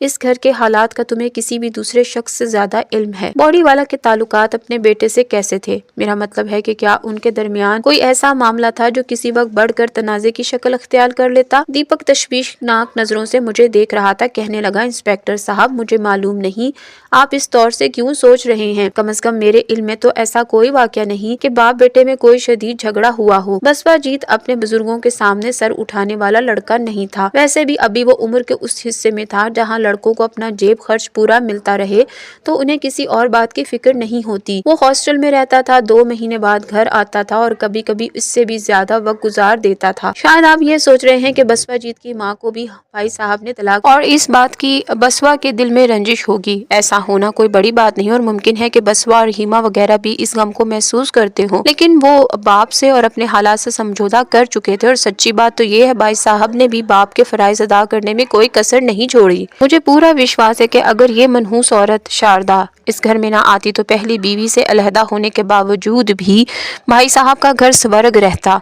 मैंने दीपक प्रसाद से कहा, मुझसे पहले इस थाने का इंस्पेक्टर जानी हीमा वाले केस की तफ्तीश करता रहा है। क्या उसके सामने भी तुमने ये बयान दिया था कि हीमा को प्रेम चक्कर में डालने और घर से भगाने में शारदा का हाथ है? बिल्कुल दिया था, दीपक ने इकरार किया, और उस बदबख्त ने ये सारी बातें भाई साहब को बता दी थी। भाई साहब से बड़ी राहो रस्म थी उसकी। भाई साहब राशन लेकर मुझ पर चढ़ दौड़े थे, बड़ी बेइज्जती की थी मेरी। वो तो शारदा के खिलाफ कोई बात सुनने को तैयार ही नहीं होते। वो सारी दुनिया की बात जुटला देंगे, लेकिन उस डाइन के कहे पर एतबार कर लेंगे। वो जो किसी ने कहा है ना कि सारी खुदाई एक पासे, मेरा ढोलन माही एक पासे, ये मिसाल सादिक आती है उन पर। दीपक प्रसाद का दिल शारदा के खिलाफ नफरत से भरा हुआ था। मैंने कहा, यह भी हो सकता है कि शारदा के चलतरों ने काम दिखाया हो और बाप बेटे में अंदर ही अंदर इख्तलाफात पैदा हो चुका हो। दीपक प्रसाद सोच में पड़ गया, जैसे इस सवाल का कोई सही जवाब उसे न सूझ रहा हो। मैंने मौजू बदलते हुए पूछा, हाँ, बॉडी वाले की छोटी बेटी भी तो है, वो कहाँ है? दीपक बोला, वो कपूरथला में अपने छोटे चचा के पास रहती है, वहीं 5वीं क्लास में पढ़ रही है। हमारी ये गुफ्तगू बॉडी वाला की कोठी ही में हो रही थी। हम बलाई मंजिल के बरामदे में बैठे थे। अचानक जीनों का दरवाजा खुला और बिलाल शाह दंदनाता हुआ अंदर दाखिल हो गया। उसका टिमटिमाता चेहरा देखकर ही मुझे अंदाजा हो गया कि वो या तो किसी से लड़कर आया है या उसके पास कोई अहम खबर है। खबर वाली बात दुरुस्त थी। आते साथ ही उसने मेरे कान से मुंह लगाया और बोला, खान साहब, बॉडी वाला की गाड़ी मिल गई है, मोजा जिमरा के करीब खेतों में खड़ी है। ये बड़े काम की खबर थी। मैंने दीपक प्रसाद से इजाजत ली और बिलाल शाह के साथ कोठी से निकल आया। नीचे मेरी जीप खड़ी थी, टैंकी में पेट्रोल भी मौजूद था। हमने सीधे मौजा झुमरा का रुख किया। झुमरा अमृतसर का एक नवाही गाँव है। फासला तकरीबन 18 पक्के मील का है। रास्ता 10 मील तक पुख्ता और उसके बाद नीम पुख्ता है। बिलाल शाह ने तफसील बताते हुए कहा कि कार का खोज मरकजी थाने के कांस्टेबल ने लगाया है। वो एक शादी खाकर करीबी गांव से आ रहा था। झुमरा के करीब कीकर और शीशम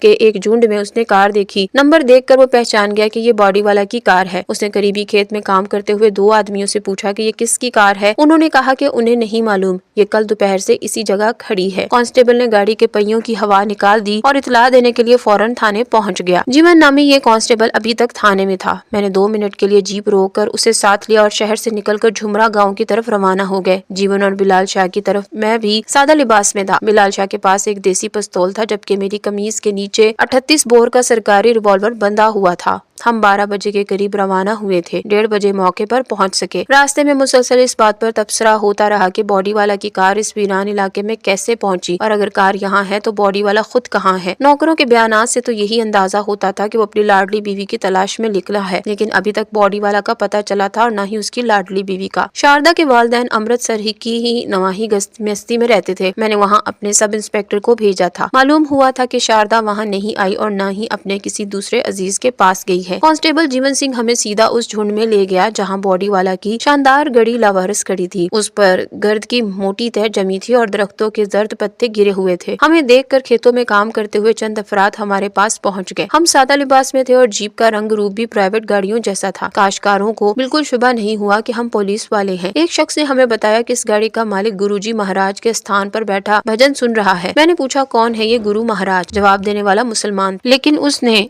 गुरु का नाम बड़े एहतराम से लिया और बोला वो जी अल्लाह के नेक बंदे हैं। सुख मुसलमान ईसाई सब उनको मानते हैं। यहाँ करीब ही नाले के पार उनका डेरा है। वो देखिए, वो पीले झंडे वाली बर्जी नजर आ रही है। हम चारों खाने चौकस हो गए। जाहिर है बॉडी वाला कातिल था और कातिल गिरफ्तारी से बेचने के लिए कुछ भी कर सकता था। जीप लॉक करके हम डेरे की तरफ बढ़े। 2-3 काश्तकार भी हमारे साथ थे। उनमें से एक बोला, अजीब मजजूब सा बंदा है जी वो। कल से एक कोने में गुमसुम बैठा है, ना कुछ खाया पिया है, ना किसी से बात की है। हमने अभी उसे बताया कि कोई शख्स तुम्हारे बारे में पूछ रहा था और जाते जाते तुम्हारी गाड़ी की हवा निकाल गया है। वो टस से मस ना हुआ। बातें करते करते हम डेरे के सामने पहुंच गए। जो बुर्जी हमने दूर से देखी वो छोटी सी थी, लेकिन डेरा उसके मुकाबले में बहुत बड़ा था। लंबी चौड़ी 4 दीवारी, बड़े बड़े दरवाजे, गुम्बद और बुर्जियां। अजीब सी इमारत थी ये। ना मस्जिद नजर आती थी, ना मंदिर और ना ही गुरुद्वारा। बस ये कोई मिली जुली सी चीज थी। बड़े दरवाजे के सामने 2 हट्टे कट्टे पहरेदार खड़े थे। उनके हुलिये भी अजीब से थे। लंबे जर्द चोगे, गले में मालाएं, हाथों में कड़े और पाँव नंगे। वो बज़ाहिर बहुत अल्लाह लोग नजर आते थे, लेकिन उनकी आंखों की तेज चमक मेरी नजरों से छुपी न रह सकी। वो हर आने जाने वाले को बहुत गहरी नजरों से देखते थे। डेरे का अहाता काफी वसी था। यहाँ टाइलों का फर्श लगा था और देहाती अकीदतमंद नंगे पाँव घूम रहे थे। उन अकीदतमंदों में बच्चे, बूढ़े, औरतें, मर्द सभी शामिल थे। हमारे साथ आने वाले काश्तकार ने उंगली से एक सतून की तरफ इशारा किया। वहाँ बैठा हुआ था जी। अब वो जगह खाली थी। हमें धचका सा लगा। कहाँ गया है वो? मैंने पूछा। यही कहीं होगा जी। जाना कहाँ है?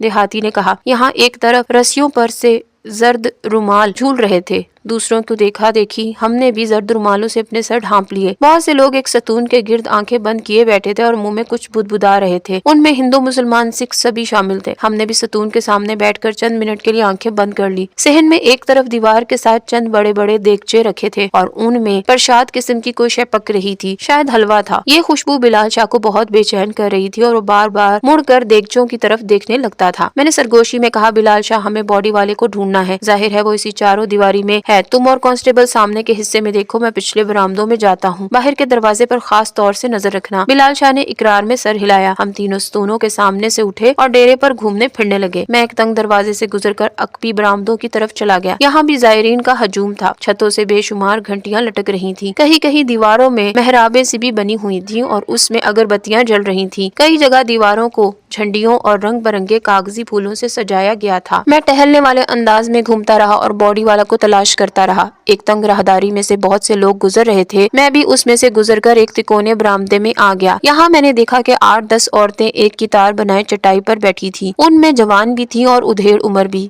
میرے ذہن میں یہ خیال سر اٹھانے لگا کہ باڈی والا کی چہیتی بیوی شاردا نے بھی تو کہیں اس ڈیرے کا رخ نہیں کیا. ممکن تھا کہ وہ یہاں پہنچی ہو اور باڈی والا اسے ڈھونڈتا ہوا یہاں آ گیا ہو، لیکن اگر ایسا تھا تو پھر وہ دونوں کہاں تھے؟ میں ایک طرف کھڑا ہو کر غور سے عورتوں کا جائزہ لینے لگا. ان میں سے اکثر نے چہرے ڈھانپ رکھے تھے. مجھے ان میں کوئی بھی شاردا کے قد کاٹ کی دکھائی نہیں دی. ان عورتوں نے ایک چھوٹے سے دروازے کے سامنے قطار بنا رکھی تھی. دروازے پر ایک زرد پردہ جھول رہا تھا اور فربا جسم کی ایک ملنگنی سی عورت ہاتھ میں ڈنڈا لیے دہلیز پر کھڑی تھی. میرے دیکھتے ہی دیکھتے دروازہ کھلا اور ایک ادھیڑ عمر عورت اپنے بھدے جسم کو گھسیٹتی اور ہائے ہائے کرتی ہوئی باہر نکل آئی. میرے قریب کھڑے ایک نوجوان نے لپک کر عورت کو سنبھال لیا اور آہستہ آہستہ چلتا برآمدے میں لے گیا. اب قطار میں سب سے آگے بیٹھی ہوئی دو عورتیں اٹھی. ان میں ایک 15 سالہ لڑکی تھی اور دوسری ادھیڑ عمر.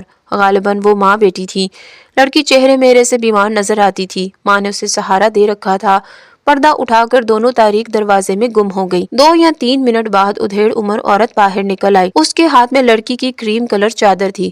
اس کے علاوہ لڑکی کی بالیاں، پیتل کی چوڑیاں اور غالباً بالوں کا کلپ بھی تھا. ملنگلی نے یہ چیزیں دیکھی تو غصے سے بڑبڑانے لگی. پھر قطار میں بیٹھی ہوئی عورتوں کو ڈانٹ کر بولی، کسی کے جسم پر دھات کی کوئی شے نہ ہو، اگر ہے تو اتار کر یہیں رکھ دو. جن عورتوں نے بالیاں یا چوڑیاں وغیرہ پہن رکھی تھی فوراً اتار دی. دفتن میں چونک گیا. اندر سے رونے چیخنے کی آوازیں آ رہی تھی. یہ دبی دبی آوازیں یقیناً اسی لڑکی کی تھی جو تھوڑی دیر پہلے اندر گئی تھی. ہائے میں مر گئی، مجھے بچاؤ، مجھے چھوڑ دو، میں بالکل ٹھیک ہوں، خدا رسول کا واسطہ چھوڑ دو. پھر وہ زور زور سے چیخنے لگی. اس کی ماں کبھی کانوں میں انگلیاں دیتی تھی اور کبھی ہاتھ اٹھا کر آسمان کی طرف دیکھنے لگتی تھی، جیسے اپنی بیٹی کی مشکل آسان ہونے کی دعائیں مانگ رہی ہو. ارد گرد موجود جن دوسرے لوگ تھے آوازیں پہنچ رہی تھی وہ بھی غمزدہ اور خاموش نظر آتے تھے. یکایک ایک بھاری ہاتھ میرے کندھے پر آیا. میں نے مڑ کر دیکھا. لمبے زرد چوگے والے 2 پہرے دار میرے پیچھے کھڑے تھے. میرے کندھے پر ہاتھ رکھنے والا پہرے دار وہی تھا جسے میں نے بیرونی دروازے پر دیکھا تھا. وہ مدھم لیکن بھاری آواز میں بولا، تمہیں چھوٹے مہاراج نے بلایا ہے. اس کے لہجے میں روب تھا. اس کے علاوہ یہ بھی ظاہر ہوتا تھا کہ میرے انکار یا اقرار سے کوئی فرق نہیں پڑے گا، مجھے ہر صورت جانا ہی ہوگا. میں خاموشی سے چل دیا. دونوں ڈشکرے سنتریوں کی طرح میرے دائیں بائیں چلنے لگے. تنگ راہداری سے گزار کر وہ مجھے ایک ہال نما کمرے میں لے آئے. یہاں بہت سے جڑواں ستون کھڑے تھے. میں حیران ہو رہا تھا کہ اس ویران سے دیہاتی علاقے میں اتنی بڑی عمارت موجود ہے. وہ کہانی جو امرتسر کے صاحب ہوٹل میں ہونے والی لڑائی سے شروع ہوئی تھی، راستے بدلتی ہوئی گرو مہاراج کے اس پر اسرار ڈیرے پر آ گئی تھی. میرے سامنے ایک دروازہ کھلا اور دونوں پہرے داروں سمیت میں ایک کشادہ کمرے میں داخل ہو گیا. چھوٹے سے سرخ قالین پر ایک شخص گاؤ تکیا لگائے بیٹھا تھا. اس کے جسم پر زرد کپڑے کا ایک تہبند تھا. بالائی جسم ننگا تھا اور بالوں بھرے سینے پر بے شمار مالائیں لٹک رہی تھیں. اس شخص نے سکھوں کی طرح چہرے اور سر کے بال بڑھا رکھے تھے. مجھے بہت گہری نظروں سے دیکھ کر کہنے لگا، باڈی والا کے پیچھے آئے ہو؟ یہ بڑا اچانک سوال تھا. سوال کرنے کے بعد اس شخص کی نگاہیں میرے چہرے پر جم گئی تھی. یہ وہی داؤ تھا جو ہم ملزموں پر آزماتے ہیں. اچانک کوئی انکشاف کر کے ان کے چہرے کے تاثرات دیکھے جاتے ہیں. وہ شخص بھی میرے چہرے پر کچھ پڑھنے کی کوشش کر رہا تھا. کون باڈی والا؟ میں نے پوچھا. اس شخص نے چہرہ سرخ کر کے مجھے ایک ناقابل اشاعت گالی سے نوازا اور گرج کر بولا، مختار حسن، اس کی قمیض کے نیچے سے ریوالور نکال لو.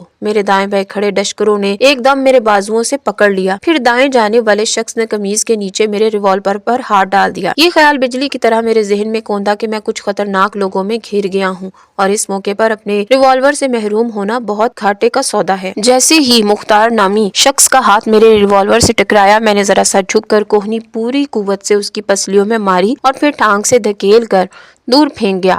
بائیں طرف والا ڈشکرا ایک سیکنڈ کے لیے جیسے سکتے کی حالت میں کھڑا رہ گیا. اس ایک سیکنڈ کی غفلت اسے مہنگی پڑی. میں نے اسے اس کی وزنی ملاؤں سے پکڑ کر زوردار جھٹکا دیا. وہ اڑتا ہوا سامنے گاؤں تکیے والے گرو جی پر جا پڑا. گرو کے قریب رکھا ہوا رنگین حکا الٹ گیا اور چلم کے انگارے سرخ قالین پر بکھر گئے. این اس وقت کمرے کا بغلی دروازہ دھماکے سے کھلا اور میں نے اپنے سامنے ایک قیامت کو کھڑے پایا. وہ خوبصورت جوان لڑکی تھی. اس کے جسم پر کسی ہوئی ساڑی تھی. ساڑی کی چولی نہایت مختصر تھی اور پیٹ اریاں ہو رہا تھا. لڑکی نے سارے گہنے پہن رکھے تھے. زبردست چکا چون تھی لڑکی کے حسن میں. مجھے یاد آیا کہ لڑکی کو میں نے کہیں دیکھا ہے. وہ بھی مجھے پہچان رہی تھی، بلکہ پہچان چکی تھی. آپ تھانے دار صاحب؟ اس کے ہونٹوں سے نکلا. تھانے دار کا ذکر سن کر میری طرف بڑھتا ہوا وہ شخص رک گیا جسے میں نے دھکیل کر چھوٹے مہاراج پر پھینکا تھا اور جس کی آنکھوں میں اب خون اترا ہوا تھا. ایک شخص لوٹا لے کر آگے بڑھا اور قالین پر بکھرے کوئلوں پر جلدی جلدی چھینٹے دینے لگا. چھوٹا مہاراج اپنی جگہ سے کھڑا ہو گیا. وہ کبھی حیرت سے میری طرف اور کبھی اس لڑکی کی طرف دیکھتا تھا جو دروازے سے برآمد ہوئی تھی. لڑکی بولی، ہاں جی، یہ تھانے دار ہیں. انہوں نے ہی تو ہفتے کے روز اسٹیشن پر میری جان بچائی تھی. اب مجھے سب کچھ یاد آ گیا. یہ لڑکی امرتسر ریلوے اسٹیشن پر کچھ لوگوں میں گھر گئی تھی. بات کوئی بھی نہیں تھی.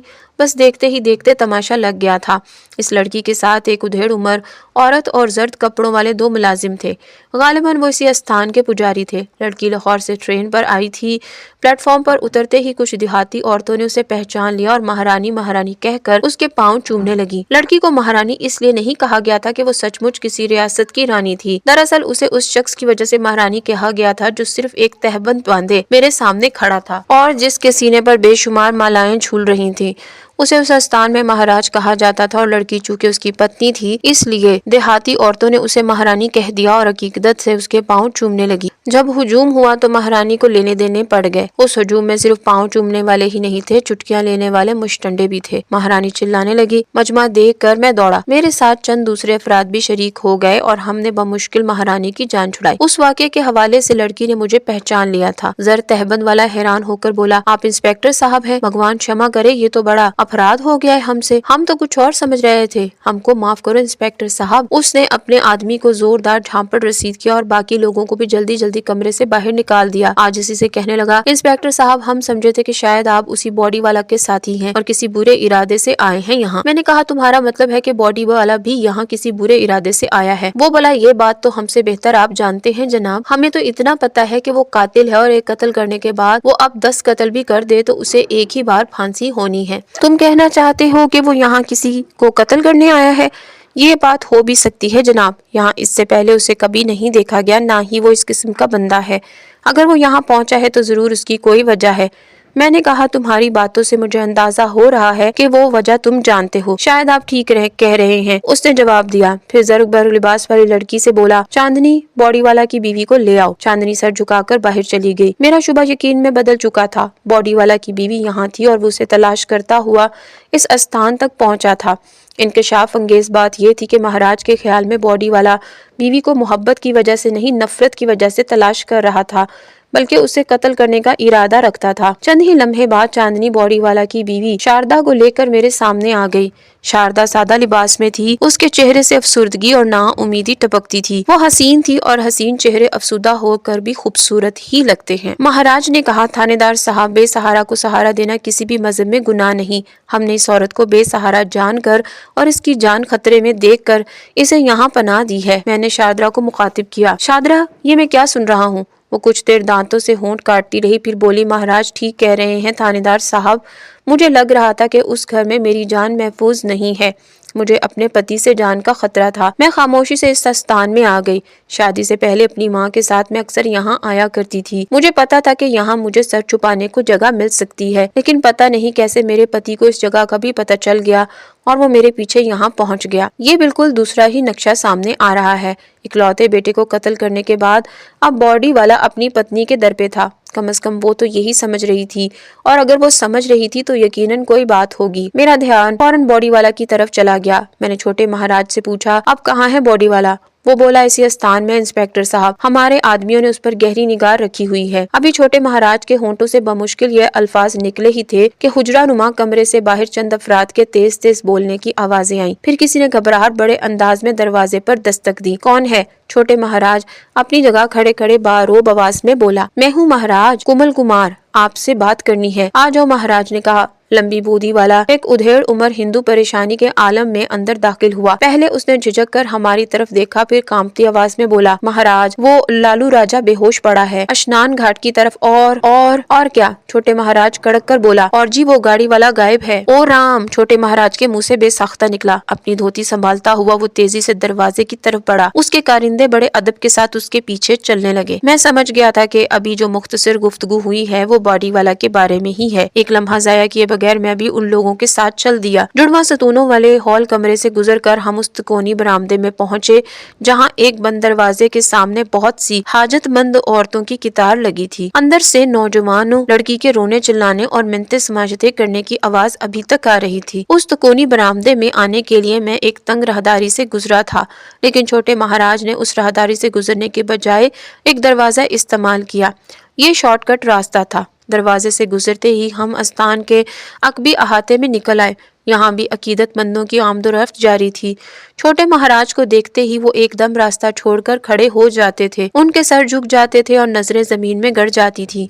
कुछ दीवानगी के मारे बाकायदा महाराज के पांव छूने की कोशिश करते थे। महाराज किसी को खातिर में लाए बगैर तेज कदमों से अशनान घाट से बाहर निकल गया। अशनान घाट डेरे के अंदर ही वाक़या था। यहाँ 3 कुएं थे और टूटियों की तवील कितारें नजर आ रही थीं। एक तरफ बहुत से गुसलखाने और बैतुल खला बने हुए थे। यहाँ एक मकाम पर 30-40 अफराद का मजमा लग चुका था। मजीद बहुत से लोग तेज कदमों से चले आ रहे थे।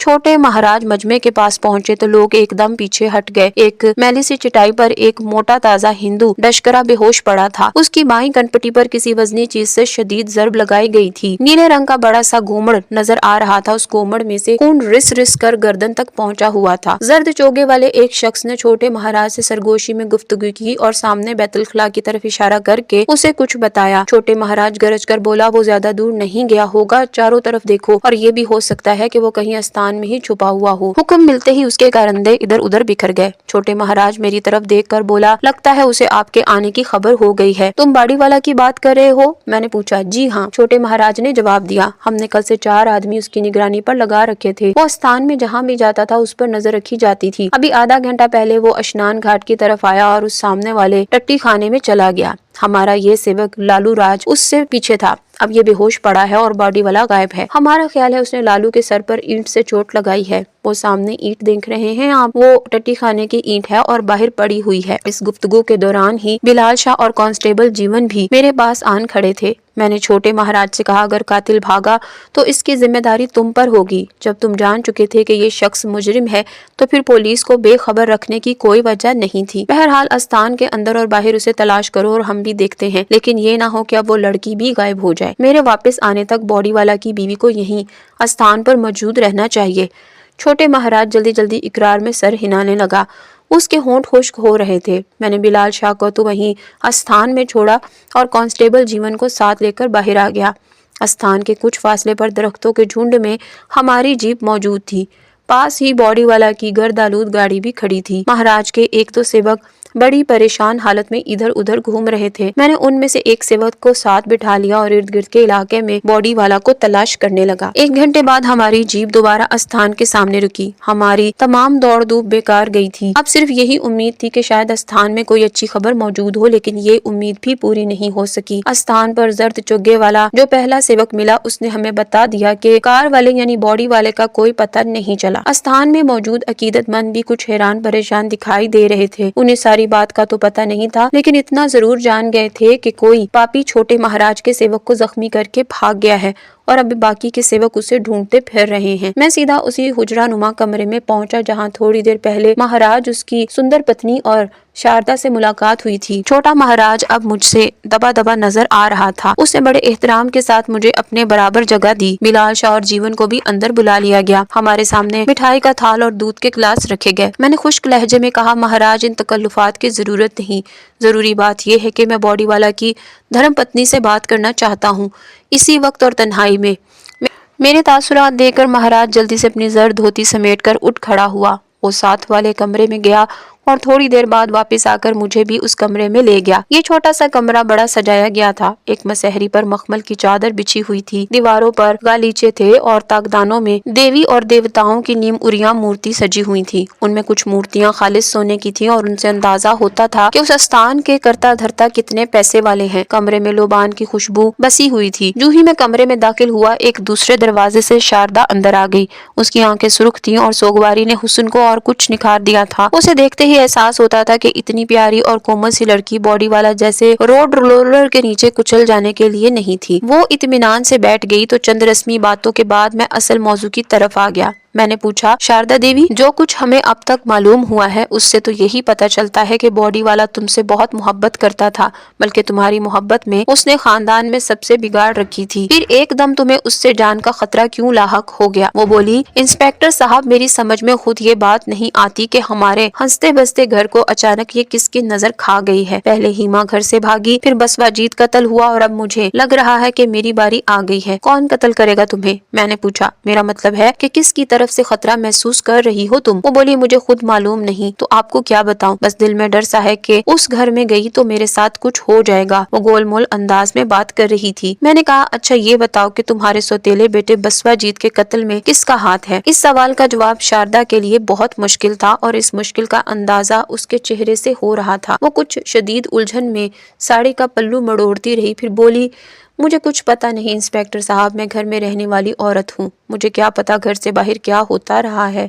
ویسے بھی میرا پتی اور سوتیلا بیٹا آپس کی باتیں میرے سامنے ظاہر نہیں کرتے تھے اور نہ ہی کبھی میں نے ان کی ٹو لینے کی کوشش کی۔ پتی کی سیوا اور اس کے بچوں کی دیکھ بھال میری ذمہ داری تھی اور میں یہ ذمہ داری پوری کر رہی تھی۔ میں نے اسے ٹوکتے ہوئے کہا میں تمہاری ذمہ داریوں کی بات نہیں کر رہا، یہ پوچھ رہا ہوں کہ بسوا جیت کے قتل کے متعلق تمہارا کیا خیال ہے؟ وہ گہری سانس لے کر بولی انسپیکٹر صاحب مجھے لگتا تھا کہ باپ بیٹے میں کچھ انبن ہے۔ میں نے اپنے پتی سے کئی دفعہ پوچھنے کی کوشش کی لیکن انہوں نے ڈانٹ کر کہا کہ میں اس معاملے میں دخل نہ دوں۔ صاف ظاہر تھا کہ وہ مجھ سے چھپانا چاہتے تھے۔ بسوا مجھ سے ہر بات کھل کر کرتا تھا لیکن اس معاملے نے اس نے بھی زبان بند ہی رکھی۔ پچھلے 2 دن کے لیے میں میکے گئی تو نوکروں سے پتا چلا کہ بعد میں انہوں نے باڈی والا نے بسوا کو کسی بات پر بری طرح سے ڈانٹا ڈپٹا تھا۔ ان دنوں بسوا کی ٹانگ ابھی پوری طرح ٹھیک نہیں ہوئی تھی، وہ بیساکھیوں سے چلتا تھا۔ میں میکے سے واپس آئی تو بسوا اپنی بیساکھیوں کو توڑ کر پھینک چکا تھا۔ مجھ سے کہنے لگا آپو میں نے بیساکھیاں توڑ دی ہیں، اب آپ لوگوں کو اپنے پاؤں پر چل کر دکھاؤں گا۔ میں نے کہا کہیں ایسا تو نہیں کہ باپ بیٹے میں وہی جھگڑا ہوا ہو جو اکثر گھروں میں ہوتا ہے۔ باپ سمجھتا ہے کہ بیٹا ہڈ حرام ہے، غیر ذمہ دار اور لاپرواہ ہے، بیٹے کا خیال ہوتا ہے کہ باپ سخت گیر ہے اور اسے اپنے اوپر بوجھ سمجھتا ہے۔ شاردا بولی میں آپ کو کیا بتاؤں جب مجھے خود بھی ٹھیک سے کچھ نہیں پتا۔ ایسا جھگڑا ان دونوں میں ہونا تو نہیں چاہیے تھا۔ بسوا جیت خاصا ذمہ دار تھا اور پڑھائی میں دلچسپی لیتا تھا۔